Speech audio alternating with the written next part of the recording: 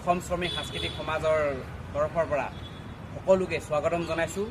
যিহেতু নেকি আপোনালোকে সকলোৱে গম পায় যে আমি চেন্নাইত দ্বিতীয়বাৰৰ কাৰণে ভাওনা উদযাপন কৰিব লৈছোঁ। গতিকে আজি আমি য'ত আমি ভাওনা উদযাপন কৰিব লৈছোঁ আদিয়াৰ ইউথ হোষ্টেল, সেই ঠাইডোখৰ পুনৰ এবাৰ আমি পৰিদৰ্শনৰ কাৰণে আহিছিলোঁ। গতিকে ভাবিলোঁ ৰাইজক পুনৰ এবাৰ বাৰ্তা দি যাওঁ। বহুতে এতিয়াও যোগাযোগ কৰি ফোন কৰি আছে। আমি যিহেতু নেকি সকলোৱে কৰ্মসৈতে ব্যস্ত হৈ থাকোঁ যে আমি ফোনত ৰিচিভ কৰিব নোৱাৰোঁ বা কিবা ৰিপ্লাই দিব নোৱাৰোঁ। তো পুনৰ এবাৰ ভিডিঅ'টোৱেদি আপোনালোকক ক'ব বিচাৰিছোঁ, এইবাৰ ভাওনাখন হ'ব আমাৰ ছেপ্টেম্বৰ 20 তাৰিখে। সকলোৱে জানে আমাৰ জুবিন দাৰ মৃত্যুবাৰ্ষিক উপলক্ষে আমি ভাওনাখন উদযাপন কৰিব লৈছোঁ ছেপ্টেম্বৰ 20 তাৰিখে আদিয়াৰ ইউথ হোষ্টেল। আৰু ভাওনাখন আমি যি নিমন্ত্ৰণ কৰি মাতিছোঁ, আমাৰ যি ভাওনা পৰিচালনা কৰিব মঞ্জুলা কলাকেন্দ্ৰ যোৰহাটৰ পৰা আহিব তেওঁলোকে।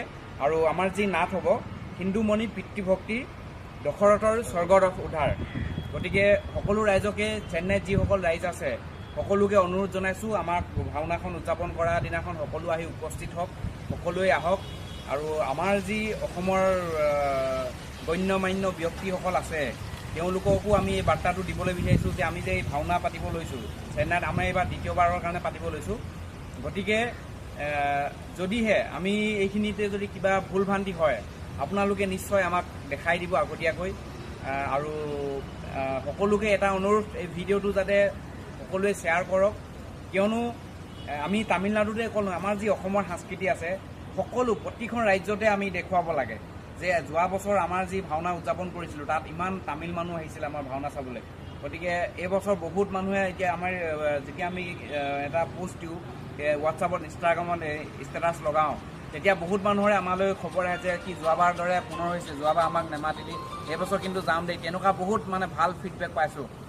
এইবাৰ হয়তো যোৱাবাৰতকৈতো তামিল ব্যক্তি এবাৰ লোকেল মানুহ বহুত বেছি হ'ব।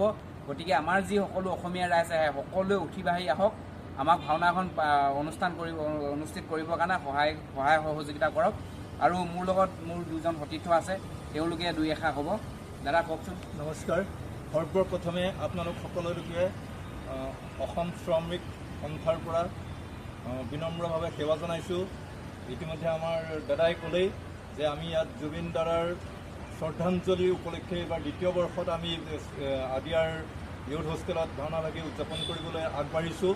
আশা কৰিছোঁ আপোনালোকে আমাক সহায় সহযোগিতা দিহা পৰামৰ্শ দি আমাক এই অনুষ্ঠানভাগ সুচাৰুৰূপে পৰিচালনা কৰাত সহযোগ কৰিব।